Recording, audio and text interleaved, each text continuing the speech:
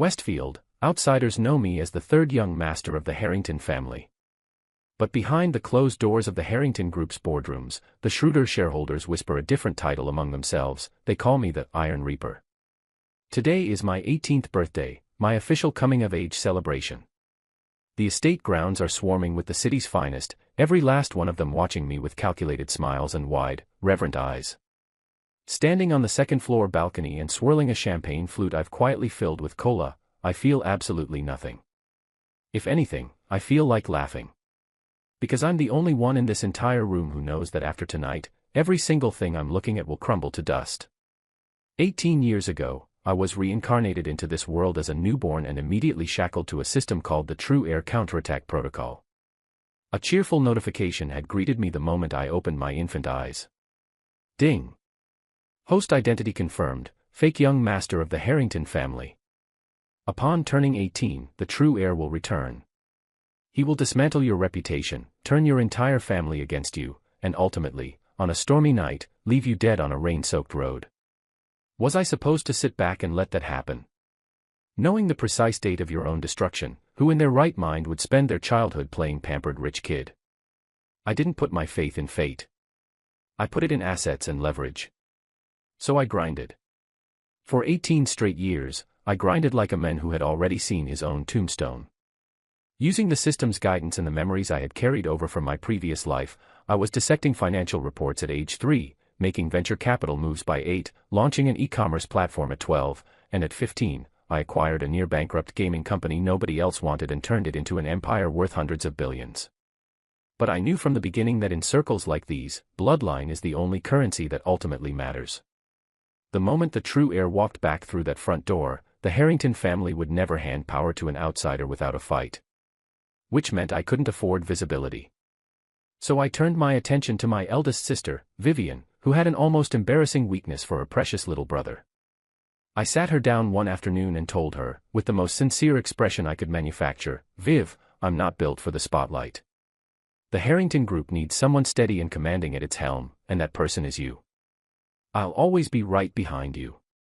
Vivian burst into tears on the spot and threw herself headfirst into the company, charging through every obstacle I quietly placed in front of her. Just like that, like heating water so slowly the frog never thinks to jump out, I steered my gentle and brilliant eldest sister into becoming a polished, unstoppable corporate machine. One careful move at a time, I stripped our father, Victor Harrington, of his actual authority, reducing him to little more than a well-dressed figurehead who smiled for press photos. Within a few years, the entire board of directors of the Harrington Group was populated by my people. Every financial flow passed through my surveillance. I had built 99 layers of defense around myself and held a trump card capable of leveling half of Westfield's economy. The moment the True Heir bared so much as a tooth, I would personally introduce him to the unforgiving arithmetic of real power. I stood on that balcony, cold and ready, watching the front doors of the banquet hall below. Then the doors swung open. Victor walked in with red-rimmed eyes, gripping the hand of a thin, trembling girl in a faded shirt and worn-out jeans. Something in my mind slid sideways. This wasn't right. Where was the brooding, sharp-eyed young man the system had warned me about? Why was my fated nemesis apparently a frail, teary girl who looked like she hadn't eaten a proper meal in weeks? I screamed at the system internally. What is going on? You said the True Heir. Where is the True Heir? The system, for the first time in 18 years, went very quiet. Victor gently urged the girl forward and introduced her with a cracked voice. This is Mara. Everyone, say hello to her. He scanned the room, Vivian, second sister Serena, youngest sister Lily, and me, his expression bracing for the inevitable explosion. I had 1,000 contingencies prepared for a hostile male heir. I had precisely 0 for whatever this was. Vivian frowned, her instincts firing warnings she couldn't quite name. Serena, seated with her usual composure at the edge of the sofa, looked mildly interested at best, as though someone had informed her the weather might change next Tuesday. And I sat completely still, gripping my cola glass, waiting for the other shoe to drop. Victor drew a long breath. Serena, 21 years ago, at the hospital, there was a mix-up. He paused, steadying himself. Mara is our family's true daughter.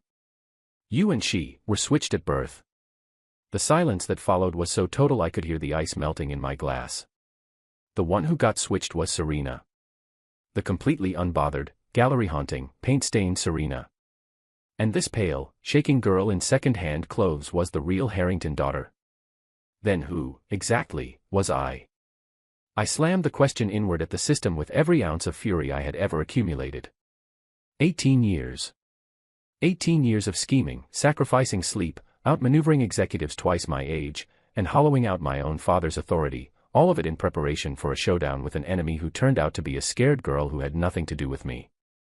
The system sputtered, coughed up some static, and then delivered what was possibly the most useless explanation in the history of supernatural assistance. Ding. System self-diagnostic complete. 18 years ago, a cross-dimensional interference event caused a critical logic error during host binding. Identity re-verification complete. Callum Harrington, DNA match 99.99%. Confirmed. You are the biological son of Victor Harrington and his late wife. You are the genuine true heir. The originally designated plot target does not exist.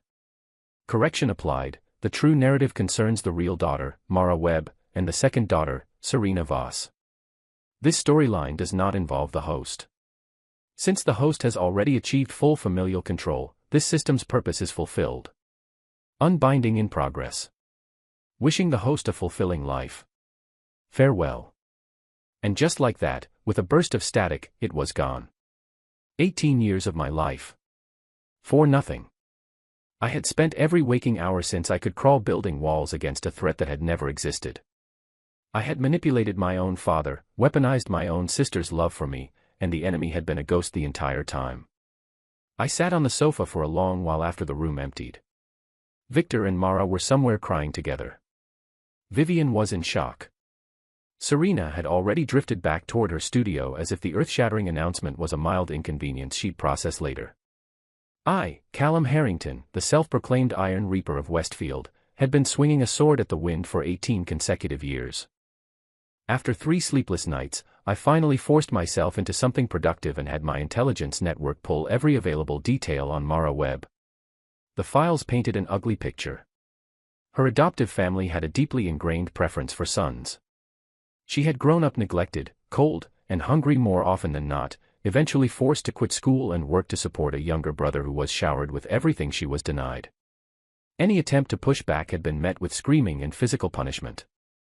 After 21 years of crawling through that kind of mud, she had arrived at the Harrington estate to discover that every hardship she'd survived had been meant for someone else. That kind of wound could fester into something very dark, very fast. It was practically the opening chapter of every revenge-driven story I'd ever heard. To his credit, Victor moved quickly and cleanly. He paid off Mara's blood-sucking adoptive family to sever all legal ties and brought her home. As for Serena, who had technically been living under a false identity for over 2 decades, the family simply decided that their wealth was more than enough to keep raising her comfortably as the second daughter. Serena, upon learning the full truth, delivered her reaction with characteristic economy. "Oh," she said. "If you need me to clear out, give me 3 days' notice so I can organize my canvases." Then she walked back into her studio and closed the door. That was Serena. The tectonic plates of her world could shift violently beneath her feet, and her only concern was whether the paint on her current piece had dried. With the home front looking relatively stable, something clicked for me. I was the biological son. This was all mine to begin with. I had never needed to fight anyone for it. I didn't need to monitor overseas acquisition deals or fortify my position against a ghost. For the first time in my life, I could just stop. I called Vivian immediately. "Viv, I've been thinking. I'm only 18 and there's a lot of life I haven't actually lived. I'm putting you in charge of everything for the next 6 months, the South District energy bid, the quarterly reviews, all of it. I need a break." There was a short pause. "You noticed it too, didn't you?" she said, her voice sharpening. "Some of the older board members have been circling the South District project. You're stepping back to draw them out. Classic misdirection. Viv, I genuinely just want to play video games." "Brilliant. Go dark, play the disinterested heir. Your big sister has got you covered." The call ended. I pressed my fingers to my temples. With an imagination like hers, it was a genuine tragedy that my sister had gone into corporate finance instead of thriller writing. But she was more than capable of running things, so I let her be. I thought, for a blissful few days, that I had finally unlocked the carefree rich kid life that had been stolen from me at birth. I was spectacularly wrong. The problem with people who have spent years surviving in hostile environments is that they don't know how to stop fighting. Mara had barely been in the house 5 days before she went to work. On the 5th evening, at dinner, she arrived at the table wearing a faded, threadbare t-shirt despite the fact that Victor had filled an entire wardrobe for her with the best designers money could access. She looked like someone had dragged her in off the street, which was precisely the effect she was going for. She picked up a bowl of steaming rib broth and walked it over toward Serena, then, with textbook precision, she stumbled. The bowl flipped. Scalding soup arced through the air in a near-perfect trajectory toward Serena. Serena jerked sideways and avoided the worst of it, but the broth soaked the hem of her silk dress. The porcelain shattered across the floor, and Mara dropped directly to her knees onto the broken shards. "I'm so sorry," she cried, her voice cracking beautifully on cue. "I'm so clumsy, I didn't mean to. Sister, please don't be angry, you can scold me if you want, just please don't make me leave." She reached out to wipe at Serena's dress, and the burn on the back of her hand was immediate and vivid. Victor was on his feet in seconds, pulling Mara up and calling for first aid. "Mara, your hand." "Serena, she's still adjusting, you have to understand." He didn't finish the sentence, but the blame in his eyes completed it clearly enough. Serena's expression cooled another several degrees. "I didn't touch her." "I know," Mara whispered, clutching Victor's sleeve with shaking hands. "I know you didn't, sister. I just lost my balance. I used to fall all the time at home and nobody bothered to help me up. I'm used to it." A fresh wave of tears spilled down her cheeks with impressive punctuality. I set down the last prawn I'd been peeling, wiped my fingers clean on my napkin, and surveyed the scene with the detached appreciation of a chess grandmaster watching an amateur attempt a gambit they found online. The execution was technically impressive for someone her age. She had manufactured sympathy, cast herself as the eternal victim, redirected emotional tension from herself onto Serena, and layered in a reference to her backstory to make Victor feel responsible. All in under 90 seconds. "Butler Hayes," I said. "Yes, young master. Get someone to clean this up." "Must I spell everything out?" Butler Hayes promptly called for the cleaning staff. I leaned back in my chair and looked at Mara directly. "First," I said, keeping my voice pleasant, "this dining room has a hand-woven wool rug with no loose threads and no raised edges. The probability of accidentally tripping on a completely flat surface is negligible. Unless there is something medically wrong with your balance." Mara's tears stopped as though I'd cut a wire. "Second, basic trajectory physics. If a person carrying a bowl falls forward, the liquid follows that motion and spills inward, onto the person carrying it. For the broth to travel outward in a 60-degree arc toward someone standing half a meter away, the wrist holding that bowl would have had to execute a sharp, deliberate lateral flick at the precise moment of impact." "Callum, what exactly are you?" Vivian started. "I'm saying that unless she is a trained acrobat, she did it on purpose." I rose from my chair, and the authority I had spent 15 years accumulating settled over my shoulders like a coat. "Third, the Harrington household employs 14 professional chefs. There is no reason for any resident to be personally carrying serving dishes from the kitchen. The only purpose served by dressing this way and taking on serving duties is to frame herself as lesser than everyone else in the room, which pressures the household staff and positions anyone who doesn't respond with pity as the villain of the evening." Mara was genuinely trembling now, and I could tell the difference between performance and reality. "Victor wants to make things right with you, and that is his right," I continued, my tone dropping to something quieter and considerably more dangerous. "But the point of bringing you into this house was to give you a life worth having, not to hand you a stage for grievances you should be working through with a professional. Behave yourself and you are the daughter of one of Westfield's most powerful families. Push this kind of game again." I left the sentence open. Some threats land harder when they don't have an ending. Not another sound in the dining room. Lily was watching me with barely concealed admiration. Serena's posture had eased almost imperceptibly. Victor had his mouth half open but had clearly concluded that silence was the safer strategy. As for Mara, the tears this time were entirely genuine. I tucked my hands in my pockets and headed for the stairs. Tell the kitchen to send lamb chops up to my room. I was too distracted watching the performance to eat properly. Life in the Harrington estate settled, after that, into something almost resembling normal. I had, years earlier, used my control over the group to abolish the family's long-standing practice of using daughters as bargaining chips in business alliances. I had built the Harrington Group through strategy, not through auctioning off family members to mediocre men who couldn't close their own deals. Vivian was free to run the company on her own terms. Lily was free to spend her teenage years actually being a teenager. And Serena, who had previously been locked into an arranged engagement with Derek Ashford, eldest son of the Ashford family, had that contract unilaterally dissolved the week I formalized my authority. The Ashfords aren't a worthy match, I had said, with the absolute finality of someone who has never once entertained a counterargument. The unintended consequence was that Derek Ashford seemed to interpret the dissolution of his engagement as a personal challenge and transformed overnight into Serena's most relentless, misguided admirer. He trailed her at every public function with the energy of a man who has mistaken rejection for encouragement. Serena ignored him with such concentrated efficiency it was almost artistic. September arrived and the new semester began at Westfield University.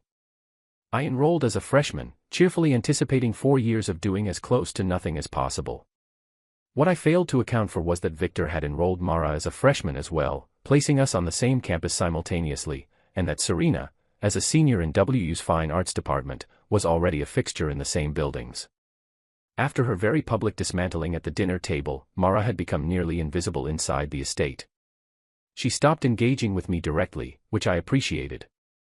But I had badly underestimated the stubbornness of her instincts. Unable to touch me, she simply shifted her entire operation toward Serena.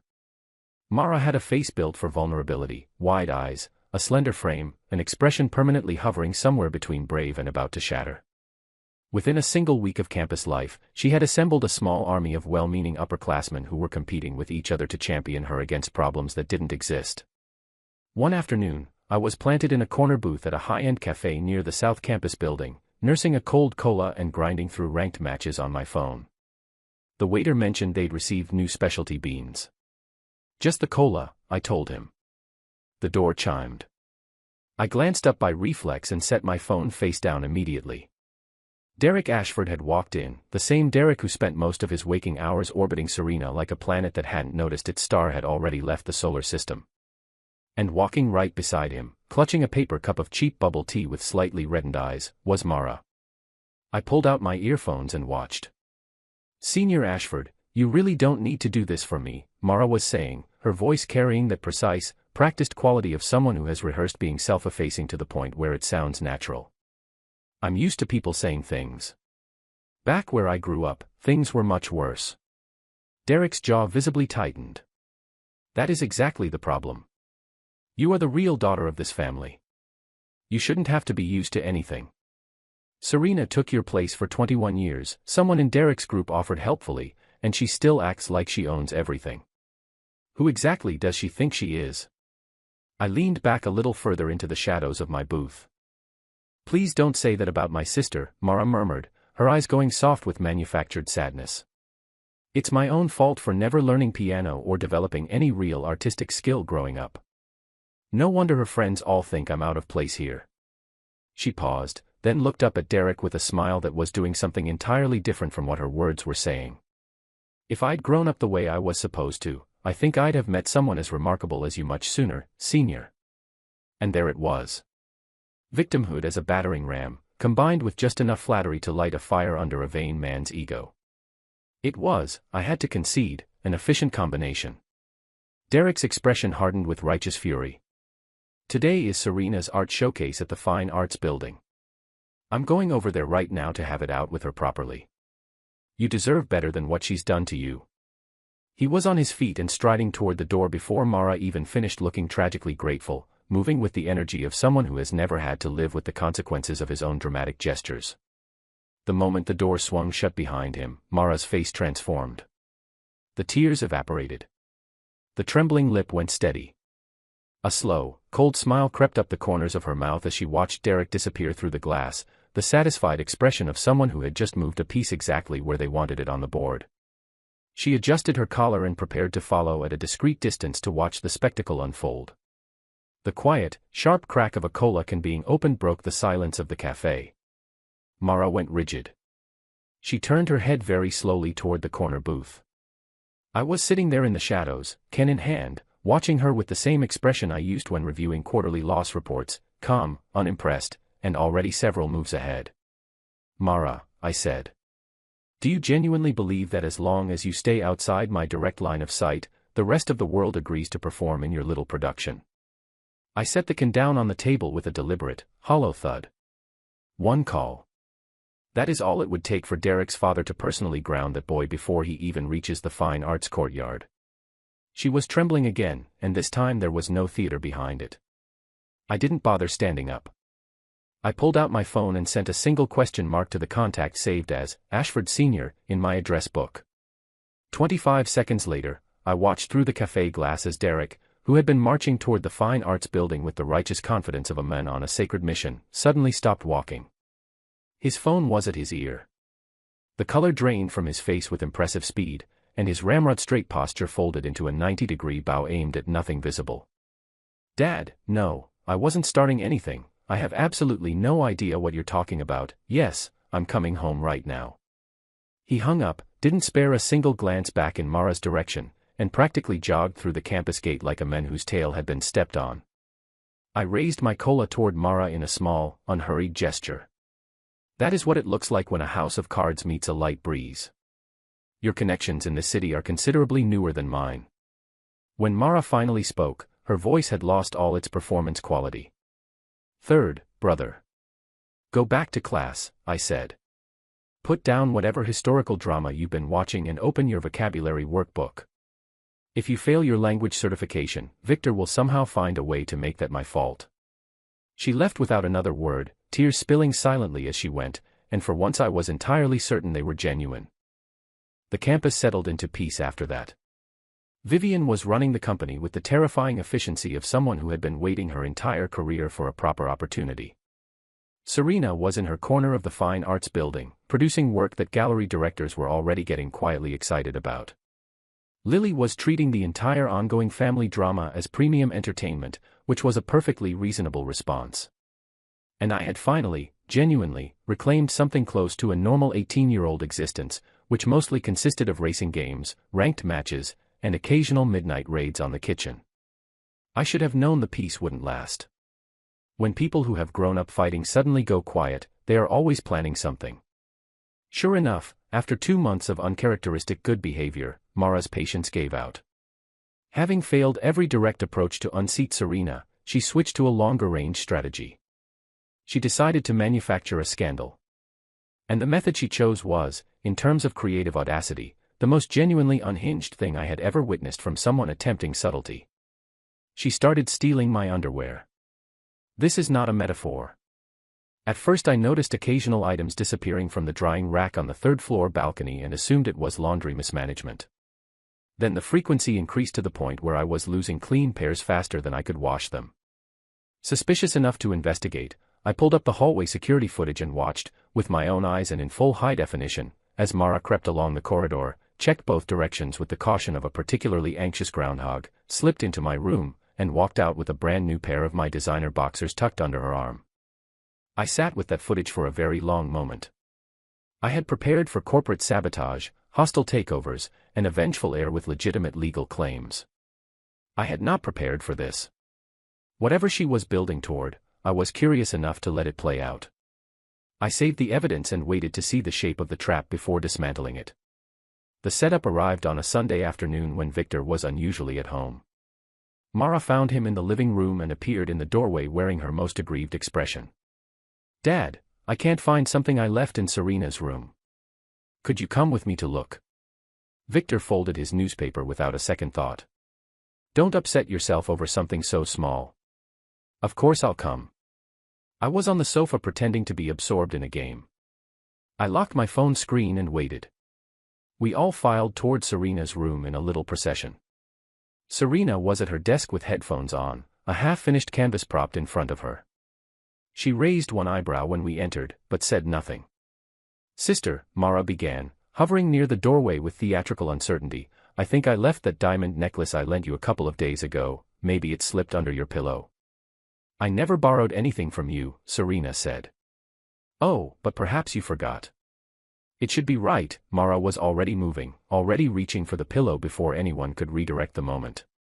She lifted it with the practiced timing of someone who had rehearsed this exact movement at home. Here. Mara's gasp was impeccably calibrated. Wide eyes, hand flying to her mouth, the full production. Sitting on the pristine white sheet, looking entirely out of place, was a pair of men's black boxer briefs. The brand logo on the waistband caught the afternoon light like an accusation. Sister. Mara's voice dropped into something hushed and horrified. You've lived under the same roof as Callum your whole life. You watched him grow up. How could you? I mean, the two of you aren't even related by blood, but still, she let her voice tremble with the barely contained excitement of someone who believed they had just drawn first blood. In her mind, she had already scripted the next chapter, Victor's fury, Serena's humiliation, a dramatic exit from the estate, and a clear path forward for herself. 10 seconds passed. Nobody said anything. I already had my hand in my pocket, fingers around my phone, ready to pull up the security footage and end this charade in 4 seconds flat. But something stopped me. Serena hadn't spoken. She hadn't looked at the item with indignation or demanded an explanation. Instead, she looked at the boxers on her bed for a quiet moment, and then she looked up. At me. And she looked away.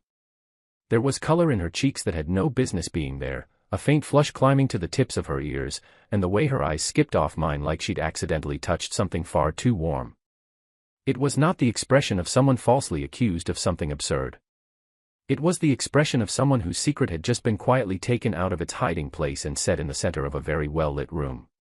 My hand went completely still inside my pocket. I did not pull out my phone.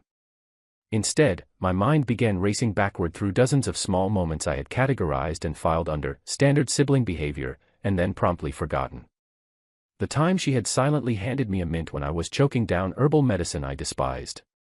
The way her posture had visibly relaxed the afternoon I dissolved her engagement contract. The fact that she had set up her painting studio in the room directly adjacent to my private study, close enough to hear if I knocked on the wall.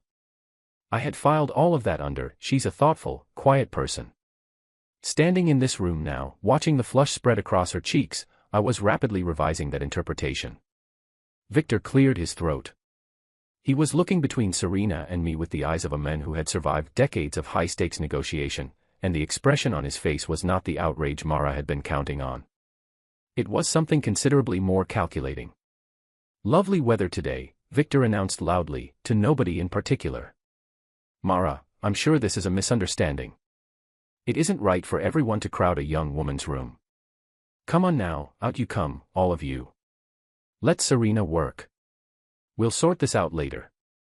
He ushered us out with the decisive energy of a man who had just spotted an opportunity and was already designing a plan around it. The rest of that day was almost comedic in its collective tension. Victor disappeared into his study and didn't emerge for hours. Serena's door stayed locked. I lay flat on my bed staring at the ceiling, mentally replaying every interaction I'd had with Serena over the past several years and arriving at a steadily more alarming conclusion with each replay. Mara hummed cheerfully to herself in her room, certain that the countdown clock on Serena's time in this house had begun.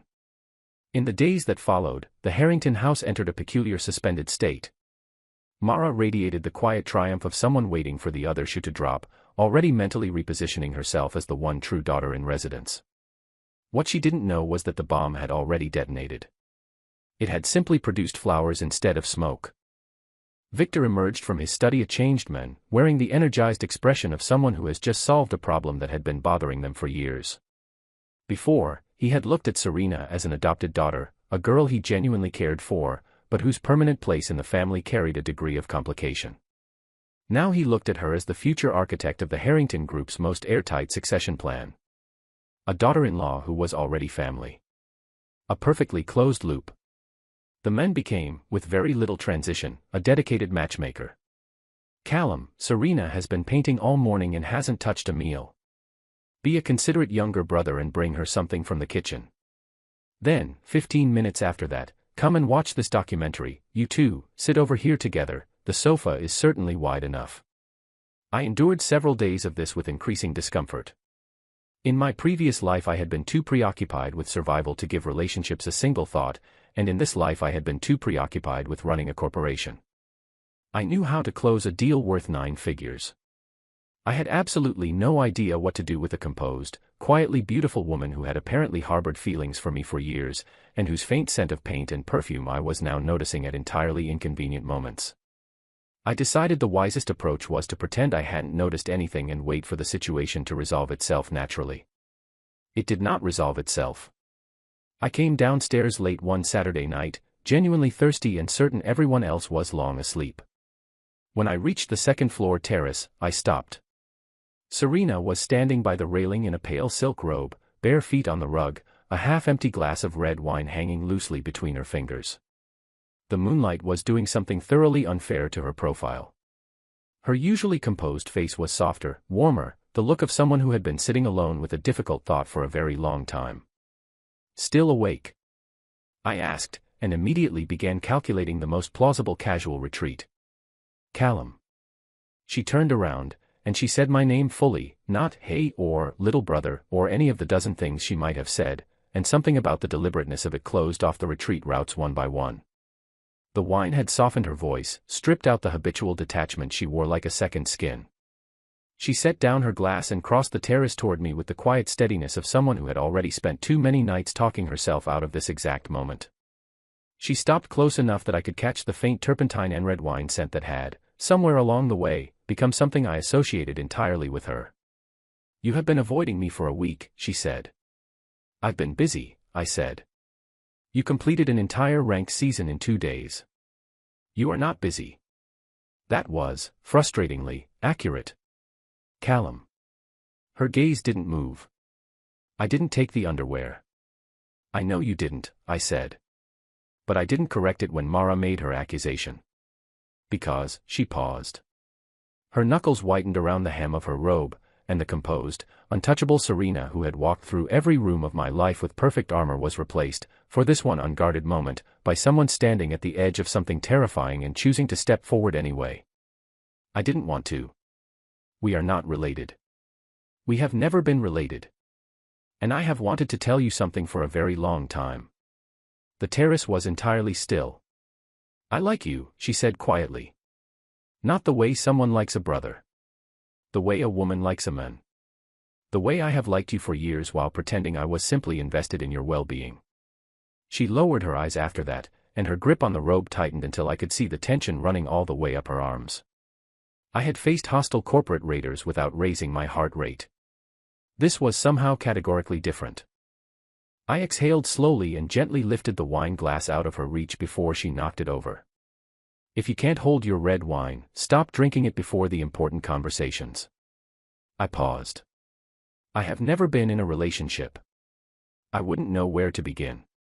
But if you're willing to be patient with someone who spent his formative years reading earnings reports instead of learning how people actually work, I think we can figure it out together. Serena's head came up. The expression that moved across her face was nothing like the practiced serenity I had watched from a careful distance my whole life. It was open and bright and completely unguarded, and it was the most alive I had ever seen her look in 18 years of living under the same roof. What followed was, I am willing to admit, the most bewildering and the most genuinely pleasant period of my life. Serena, who had perfected emotional unavailability over 2 decades, turned out to be quietly warm in private, the kind of person who remembered exactly how you took your coffee and left a spare jacket on your chair without mentioning it. The contrast between her public composure and her private softness was, I discovered, precisely the sort of thing that makes an 18-year-old who has never had a spare moment for feelings completely lose his grip on his usual practicality. It couldn't stay quiet forever.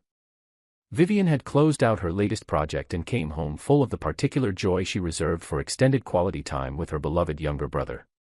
She pushed open the living room door with her designer bag swinging and a smile already in place, and found Serena's head resting naturally on my shoulder while I peeled a grape and placed it directly into her mouth. The bag hit the floor. Vivian's expression was the precise look of someone who has spent 18 years carefully tending a garden, only to find that a different, prettier plant has moved in and taken root without asking permission. "Callum Harrington," she said. Half an hour later, minus Lily, who had a study session, and Mara, who was napping, the four of us sat in the study. I walked through the situation in broad, carefully edited terms. Victor filled in the thematic blanks with something along the lines of long-term family asset integrity, which was the least romantic possible framing for a love confession but was apparently quite effective coming from him. Vivian sat with the information for a long moment. She looked at me. She looked at Serena, who sat with her head slightly lowered and the faintest traces of color still visible at the edge of her collar. "This whole thing is completely absurd," Vivian said finally. "And yet." She walked over and pinched my cheek with sisterly authority, then took Serena's hand firmly in both of hers. "If the feelings are genuinely mutual, who am I to stand in the way? But Callum, if I ever hear that you've been anything less than completely decent to her, I will take her side without a moment's hesitation." The last remaining hurdle had been cleared. That evening, Victor cracked open a genuinely good bottle of wine. Vivian was back. The table was set with extra care. When Mara came downstairs, she took one look at the festive atmosphere and felt a surge of anticipation rise in her chest. Surely this was the moment of reckoning. The good wine, the warm faces, the gathered family, the stage was finally set for Serena's dismissal. Victor rose from his chair, his face lit up with the satisfaction of a man who has successfully closed the deal of his life, and lifted his glass. "I've asked everyone to gather because I have wonderful news. Callum and Serena are officially together. Once Callum finishes university, we will celebrate their wedding properly as a family." Mara choked on her soup so violently that the sound echoed off the dining room walls. She shot to her feet, sending her chair scraping harshly back, and stared at Serena, who was clinking glasses with me, as though reality had simply stopped making sense. Together. Wedding. Serena. The same Serena she had plotted to disgrace. The same framing operation Mara had designed, rehearsed, and executed with complete confidence. It had not removed Serena from the household. It had installed her permanently at the center of it. The part that would stay with Mara longest, the part that would visit her quietly in the middle of the night for years to come, was the realization that she had personally lit the fuse. Her stolen boxers, her manufactured scene, her triumphant pillow reveal, every calculated move had pushed the two of them closer together with the efficiency of a professional matchmaker. She had not dismantled Serena. She had handed her a confession on a silver tray. She had been, without any question, the greatest matchmaker this story contained. "Mara. Did something go down the wrong way?" Victor asked. "No," Mara managed, in a voice scraped clean of all its performance and confidence. "I'm fine." She sat back down. Her legs had given out. She didn't cry, because the tears wouldn't organize themselves yet. She just sat there, watching Serena laugh quietly at something I murmured near her ear, and felt the full, unambiguous weight of how completely she had defeated herself. From that evening onward, Mara became the quietest person in the house. She stopped engineering scenarios. She stopped testing boundaries. She took the long way around any hallway that might bring her within my line of sight, and she treated Serena with the careful deference of someone who has finally, fully understood what kind of opponent they were never going to beat. Her entire ambition had compressed itself down to a single, modest goal: finish her degree at Westfield University without being sent away. It was, all things considered, a reasonable ambition for someone who had just discovered that the universe had absolutely no interest in cooperating with her plans. From Serena's perspective, the beginning of the same story. The first time I understood that what I felt for Callum was not what a sister is supposed to feel, I was 16 years old and he had just stood before the entire board of directors, unhurried, precise, and completely devastating, and reminded each of them individually why their position in the company depended on his approval. I had been watching from the hallway, and the feeling that moved through me was not sibling pride. I buried it immediately. I buried it again at 17, and at 18, and at 20. I buried it under layers of paint and gallery work and the practiced coolness I had taught myself to wear like armor. I kept Callum at a careful distance, told myself that blood or no blood the situation was impossible, and went on producing work that gallery directors described as hauntingly beautiful, without understanding that most of it was painted in the small hours of the morning when I could not sleep. When he dissolved my engagement contract with Derek Ashford without consulting me, simply stated, "The Ashfords aren't worthy," as though the matter was barely worth a full sentence, and moved on, my shoulders did something involuntary that I sincerely hoped nobody in the room noticed. When the announcement came, when Victor stood in the living room and told all of us that I had no blood connection to the Harrington family, that I never had, the room felt as though the floor had shifted beneath it. I kept my face still and said the appropriate things. I closed the studio door behind me. And then I stood with my back against it, and the hand holding my paintbrush shook so badly that I knocked an entire jar of brushes off the shelf. No blood connection. 21 years of guilt dismantled in a single sentence. I gave myself exactly 10 minutes of the most overwhelming relief I had felt in my entire life. Then I put my expression back together and returned to work, because there was still the rather significant problem that Callum himself had given absolutely no indication that these feelings were anything other than profoundly inconvenient, and the possibility of him looking at me with revision in his eyes was not something I was prepared to risk. And then Mara walked into my room, held up a pair of men's boxer briefs, and screamed about what a depraved individual I apparently was. I knew the hallway security camera had captured the entirety of her performance. I could prove my innocence in under 4 seconds. I could watch her credibility dissolve in front of our father in real time and walk away untouched. Instead, I looked at what was on my bed, and then I looked at Callum, and I made a decision. I let the guilt show. Just for a moment. Just enough to be readable. I watched Callum's hand go still inside his jacket pocket. I watched his eyes change as his mind began running backward through years of archived moments and applying a new key to all of them. He didn't pull out his phone. He didn't expose me. He left the room looking like a man who had just been handed information he had no idea what to do with. I had won exactly half the battle. For the following week, he avoided me with such thoroughness that it would have been almost funny if it hadn't also been genuinely maddening. So I adapted. I removed every cold cola from his mini fridge while he was out. Then I put on the best-cut robe I owned, poured a glass of red wine to settle my nerves, and went to wait for him on the second-floor terrace.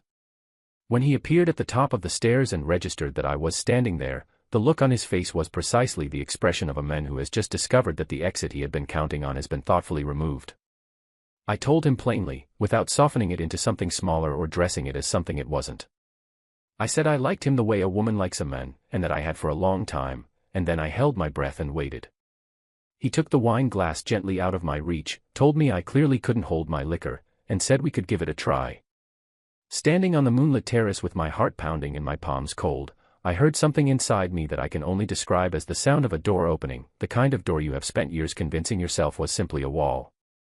Everything after that was, against all reasonable odds, easy.